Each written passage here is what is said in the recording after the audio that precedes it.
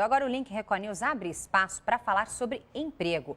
Voltar ao mercado de trabalho depois de uma demissão, trabalhando em um mesmo local por muito tempo, é sempre um desafio. E que desafio? Agora tem uma outra situação, é voltar a trabalhar depois de um período longe do mercado. Porque tem mães, por exemplo, que se afastam para cuidar dos filhos, outras pessoas que tentam carreira pública depois voltam para a privada. Então, se você se enquadra em uma dessas situações, nós vamos agora trazer dicas muito importantes para ajudar você. E para isso recebemos aqui o especialista em gestão de pessoas e negócios, Tom Coelho. Tom, bem-vindo aqui ao Link Record News. Bem-vindo, Tom. Bom dia, Kleber. Bom dia, Lidiane. Bom dia a você no nosso Link Record News. É isso aí. Tom, saiu aí o índice de desemprego, fechado aí em outubro. É o maior índice da história que nós já tivemos. Portanto, muitos desempregados aí à procura de uma nova oportunidade. Quem está sem emprego nesse momento e nos acompanha, o que deve fazer, por onde começar para se restabelecer no mercado de trabalho? Bom, Lidiane, eu vejo três possibilidades. Uma delas é atender uma demanda, outra é buscar uma demanda e uma terceira é criar uma demanda. Então, o que é atender uma demanda? É quando o profissional ele monta o seu currículo e aí ele olha num jornal, num classificado, num site, num portal e busca uma empresa que está oferecendo uma vaga. Uma vez que aquela vaga seja adequada, aderente ao perfil daquele profissional, ele encaminha o seu currículo e tenta uma oportunidade de emprego. Aliás, como montar um currículo de forma geral assim para que a pessoa realmente se torne atraente à empresa? Bom, primeiro, currículo com dados pessoais básicos, nome, telefone, endereço, não precisa colocar nada além disso. Segundo, dizer qual é o cargo que essa pessoa está postulando, né? Dizendo logo no início, isso em caixa alta, olha, estou me candidatando a vendas, a administração, a finanças, a marketing, o que quer que seja. Depois, uma breve formação, a sua formação curricular, e aí depois o desempenho nos últimos trabalhos que tenha realizado.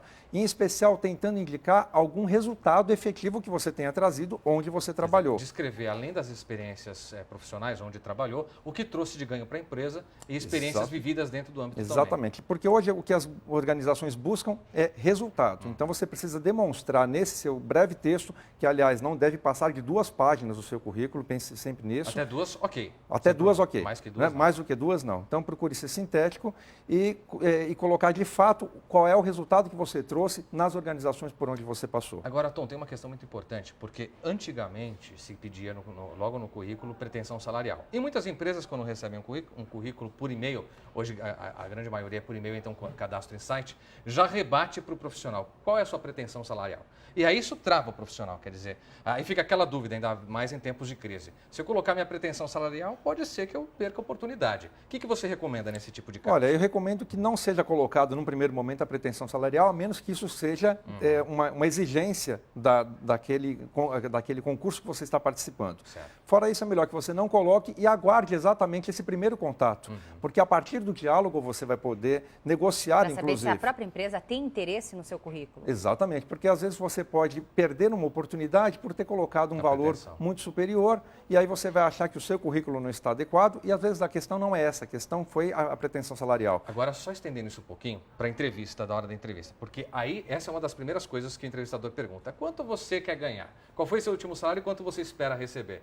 Qual é a resposta ideal para você não se eliminar? Porque aí, certamente, a pessoa não quer ter o salário rebaixado na carteira profissional. Então, já vai tentar fazer uma média para ganhar um pouquinho mais do que ganhava. Será que essa é uma boa resposta? O que você indica? Olha, Kleber, eu não penso assim. Eu acredito o seguinte, inclusive dentro da atual conjuntura, onde a gente está tendo retração, queda do PIB, queda no nível de emprego, se a pessoa tiver que reduzir o seu nível salarial, isso vai ser absolutamente compreensível. Eu acho que o mais importante nesse primeiro momento é você conseguir se recolocar.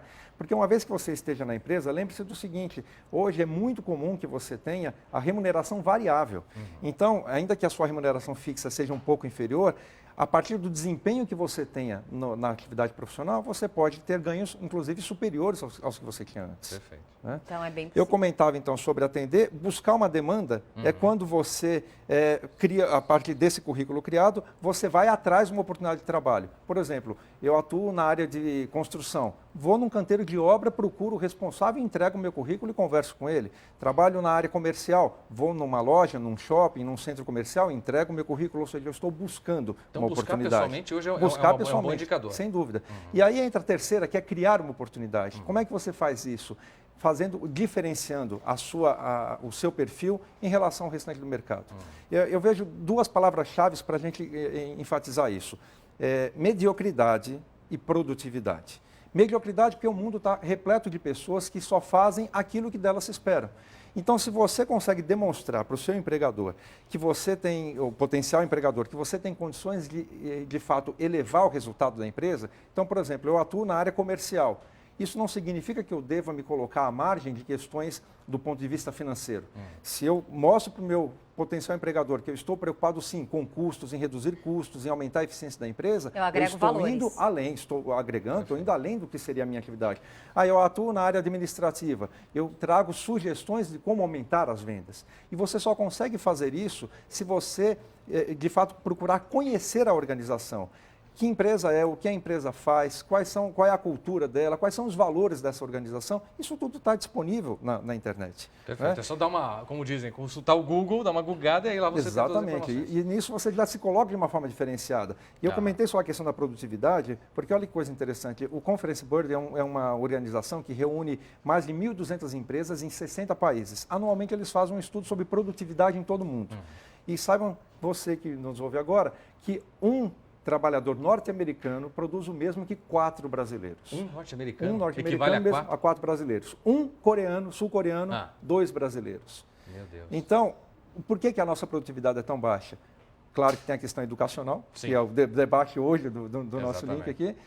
A baixa produtividade decorre de um nível educacional um pouco inferior e depois dessa falta de entrega. Então, se você, de fato, demonstrar para o seu profissional, para o seu empregador que você pode entregar mais, você vai não só conseguir uma nova oportunidade, mas se manter no emprego.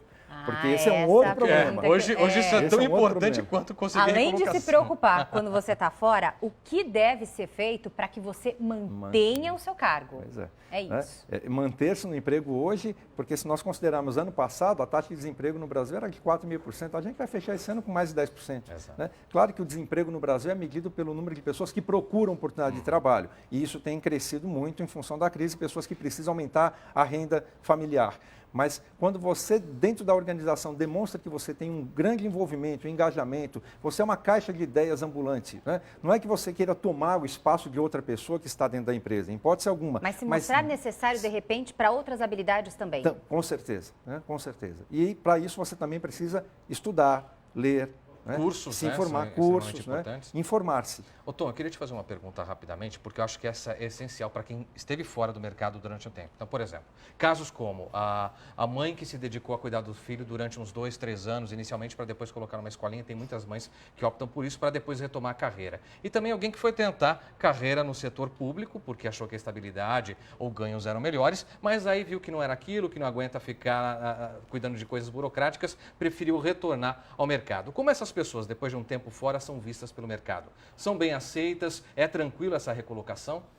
Num primeiro momento, se você se restringir apenas ao currículo, essas pessoas elas vão ficar em último plano. Verdade. Porque o recrutador ele vai olhar e dizer, bom, mas essa pessoa aqui está tanto tempo fora do mercado, então ela deve estar desconectada, ela não está bem preparada. É aí onde entra o diferencial, não só no currículo, mas na sua verbalização, na maneira de você demonstrar que, embora eu tenha ficado muito tempo fora do mercado, eu tenho tais habilidades. E habilidades que foram desenvolvidas também no ponto de vista pessoal. Né? Então, se você foi uma dona de casa e ficou muito tempo só cuidando da sua família, mas você tem, então, uma competência de relacionamento, uma competência de saber cuidar, então como é que você pode... planejamento. Exato. Planejamento. Tem que saber se vender pelo jeito, né? Como é que você faz para transferir essas características para o ambiente empresarial? Aí volta a importância de conhecer a organização, conhecer a empresa e dizer, olha, isso que eu fazia, eu posso aplicar aqui na empresa e dessa maneira trazer tais resultados. Você precisa direcionar o discurso. Muito bom. E saber fazer um bom marketing pessoal para se vender bem. E saber dialogar, né? E na sua entrevista de emprego, lembre-se do seguinte, você, ao fazer a entrevista pessoal, não entre com chavões, com discursos padronizados, ouça bastante o que o seu futuro empregador está lhe dizendo e, a partir disso, procure interagir de uma maneira espontânea. A espontaneidade acaba fazendo toda a diferença. Muito bem. Gostei, está contratado. Tom, dicas muito valiosas. Obrigado. Eu que agradeço a vocês. Muito obrigada, e a todos vocês pela oportunidade. Um ótimo dia, Tom.